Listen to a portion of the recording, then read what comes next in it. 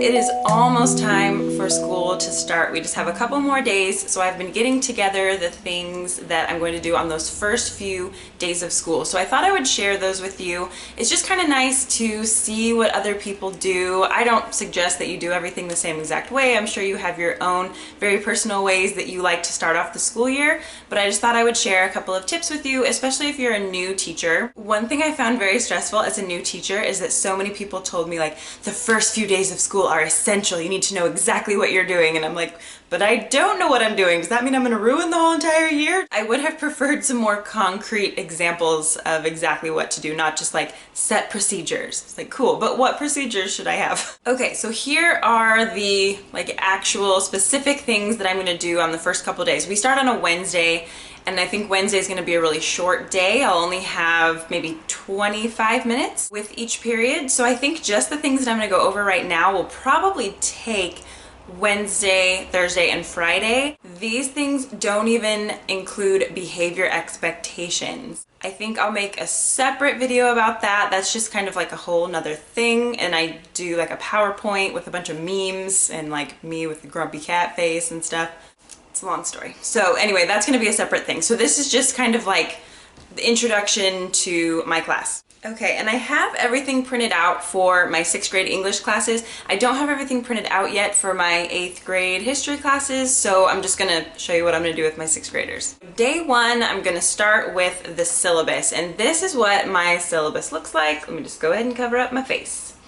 So I will link below the Teachers Pay Teachers shop where I got this from. I think this is really fun. I think this is kind of a better way to do a syllabus. So I mean, you're not really gonna be able to read it like this anyway, so I'll just tell you what it says. So I've got my name, English 6 in the center, room 14. Mine says, you must have a pen or pencil. That is my #1 pet peeve when kids come to school without something to write with. I'm like, somehow you remembered your pants today, so why couldn't you remember a pencil? If it was important, you would remember it. I don't really say that, but it drives me nuts when they don't have a pen or pencil. So I'm especially going to emphasize this to the parents. Like, you need to send your kid with a pen or pencil every single day. They must have one. I don't know what you expect them to do without it. Write in blood? I don't know. Anyway, moving on. A silent reading book. This is something that they're gonna need more for like the silent reading period that we offer at our school, but I'm just putting it under the English department section because I'm probably the only one that will tell them about this, so I'm putting that there. And then a composition notebook. I specifically require them to have a composition notebook for their standards, and if you saw my How to Meet the Common Core State Standards video, I talked about how I'm going to have them keep a standards notebook this year, and I prefer composition notebooks without the rings because they're going to be getting them out every single day, turning them into me. I'll be giving them back, and those covers tend to fall off when you have the binders with the rings. So I want composition notebooks, nothing else. I only require those 3 things, so I'm really strict about those 3 things. They have to have them, and they have to be exactly what I say. Just for parents, I just tell them what our curriculum is going to be. We have 4 ERWC modules. We're going to be reading Farewell to Manzanar, and then we'll do grammar through vocabulary. There's a lot of other stuff that we'll do too, but those are just kind of our main tenets. Over in this corner, late work is worth half credit. I just like to get that out there from the get-go. And then it also says unless otherwise noted, because let's say we've got a project and you've been working with a partner on that project all week long during class, and then, you know, the next day is the day that we're all going to present, and then one group is like, oh, we're not ready, we're going to do it tomorrow. No, you're not. Today was the day to present, so there's no half credit tomorrow.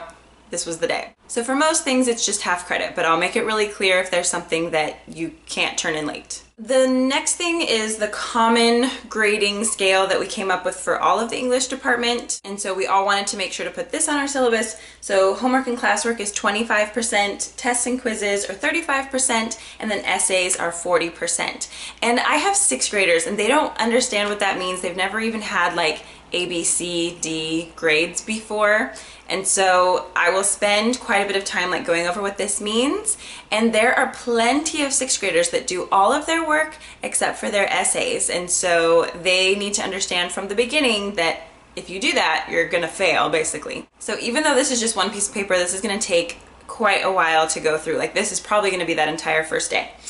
Then at the bottom, I also have our honors requirements. So we don't have this year like separate classes that are honors English and then just like regular English.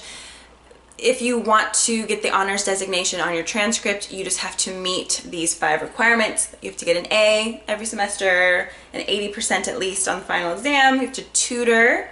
You have to give a presentation each semester. I will give the kids like a topic they'll present on, and get an average score on the benchmark exams, which are really hard, so you just have to get an average. And then the very last thing is I use the Remind app. I think I've mentioned that before, but I love the Remind app. And so I just give instructions for how to join the English group on my Remind app. In case you don't know what that is, you can put that app on your phone or your iPad or something and create little groups, and then the kids or the parents too can sign up for that group with a little passcode, and then you can just send out one text message like, remember those essays are due tomorrow, or like group presentations are tomorrow, or something like that.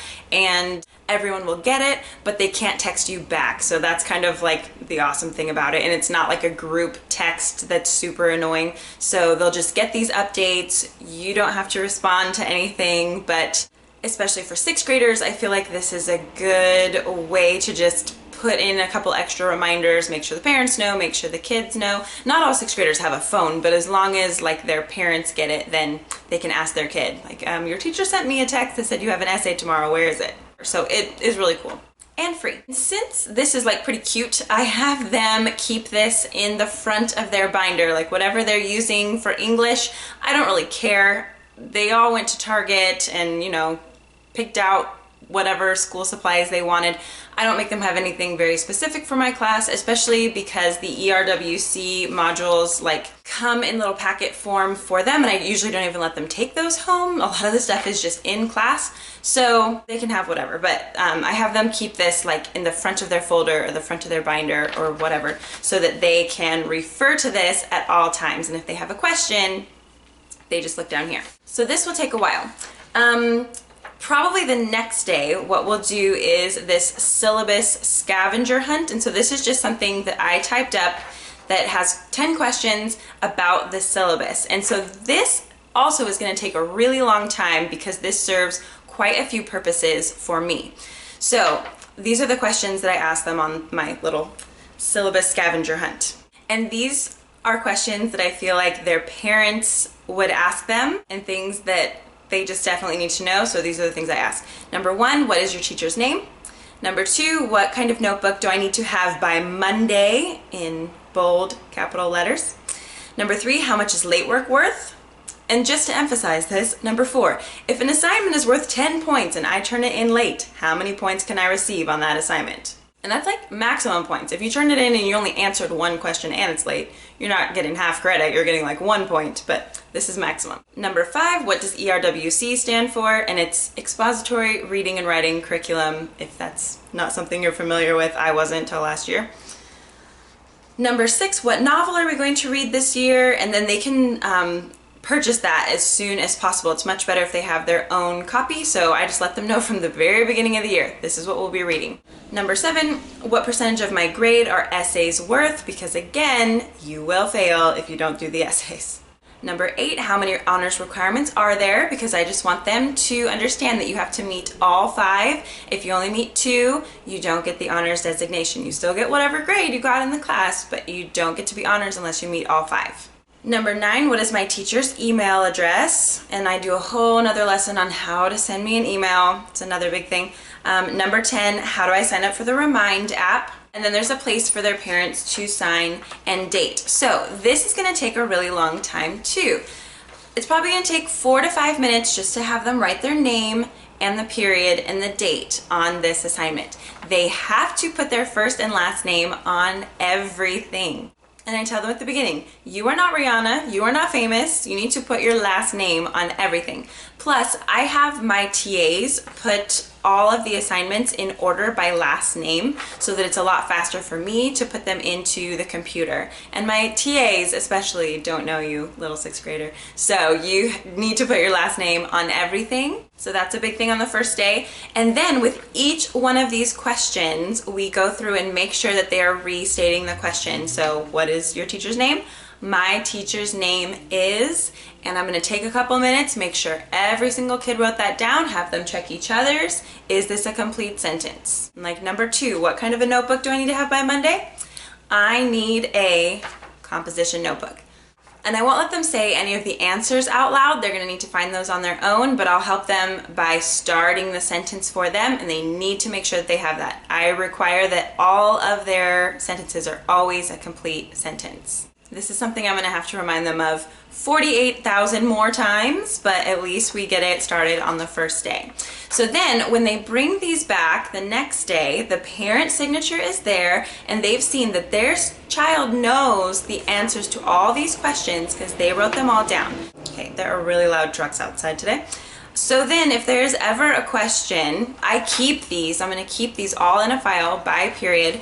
And then so if a parent comes in and they're like, how come they only got half credit after they were late? Like, well, look, your child wrote down late work is worth half credit. They knew this. And if we don't finish all of the questions in class, then I'll have them take them home and finish the rest of them with their parents. So I want their parents to see all of these questions and realize that their kids know all of the answers. So this will be the first 10 points in their grade. So I feel like this is kind of a fun first assignment, you know, scavenger hunt. Plus it helps the students understand what my expectations for assignments are. This is the best way so far that I've found that I can kind of ensure that the parents know what my expectations are as well. We also have a back to school night, and so I just go over the same thing on back to school night, but not very many parents come to that. So this is like my first line of defense. Okay, so then the next day, if students bring back their signed syllabus by their parents, the very next day, then I give them a raffle ticket. And the day before when we were talking about composition notebooks, because they might not know what that is, I just make sure I have examples to show them. Like, this is a composition notebook. It doesn't have the little curly thing. It doesn't have holes. This is a composition notebook. This is what you need. And then I picked up a couple really cute ones too. So I say it doesn't matter what's on the front as long as it's a composition notebook, but it could look like your typical one, or it could look like this. These are from Office Depot. I think these are so cute. Little cheese and cheese grater. Well, this is awkward. And this one, toast. Oh, burn. This one's kind of random. It's a number 2 pencil with a number 1. And this one I'm keeping for myself. We got sushi, rolling with my homies. So what are we up to now? Like the third day of school? If they bring back their signed syllabus scavenger hunt, good Lord, the very next day, then they get into that raffle, and I will raffle off one of these composition notebooks every period, and then at least one kid in the class will already have their composition notebook. I do lots of raffle stuff throughout the year. I feel like that's a good way to encourage kids to get things done. It's like a nice little reward, but I don't have to get a prize for everyone. You just get a chance to win a prize. And I kind of keep it a secret, and so then I'm hoping anyway that kids will kind of be on their toes like, ooh, I wonder if we bring this tomorrow if there's gonna be a raffle. Plus, these things are just so super cute. I saw them at Office Depot last night and I was like, those are so middle school and so perfect. Also on that third day, and this may take a while as well, I decided to do these little banners for my 6th graders. For my 8th graders, I have them do a timeline, so theirs is gonna be something different. But I got these on Teachers Pay Teachers, and I will link that below again. So I'm gonna print these probably onto 3 different colors of paper. So my room is like red, orange, and blue. So I'll probably do like an equal number of little bunting triangles. And this says, all about me. Oh God, the lighting changes so much. So it's got my name, birthday, age, self-portrait, which I guess they'll just draw. I don't know if they have a picture, that'd be cool to put it there. My favorites, so food, color, animal, and subject. And then when I grow up, I want to be, and they fill that in. I'll have them cut these out, and then my ambitions may be a little too lofty here, but I'm gonna hole punch the corners and then string twine through these and hang them.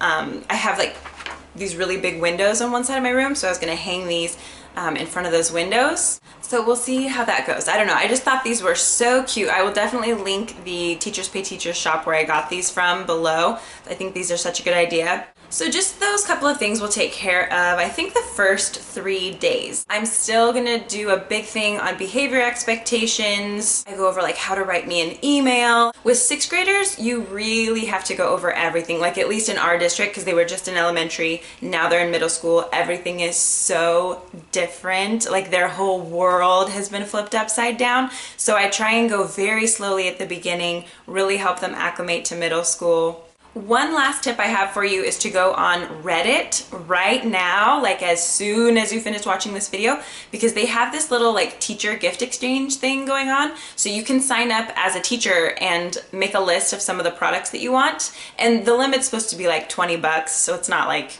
you know, I want iPads for all my students or something like that, but just like 20 bucks or so worth of supplies, and somebody will send them to you. It's so cool. So like 2 years ago I did this, and somebody sent me like 2 big boxes of things that I said I wanted, like markers and extra pencils, which, you know, because that drives me crazy when they don't have a pencil, pens, glue sticks, some cardstock paper, stuff like that. I think that really helps too for the kids to take ownership over those things and be really careful with it, because I opened the box in front of them, like every period I put everything back in, open it back up, and be like, look you guys, somebody just wanted to help you and they sent you all of this stuff. This is a stranger, they don't even know you, but they just wanted to send you all of these cool things. Isn't that nice of them? We need to take really good care of this stuff because this is free for us. This was a gift, so let's make sure we do a really good job taking care of these markers and these scissors and glue. And they were like, oh my gosh, that is so nice. And we wrote them a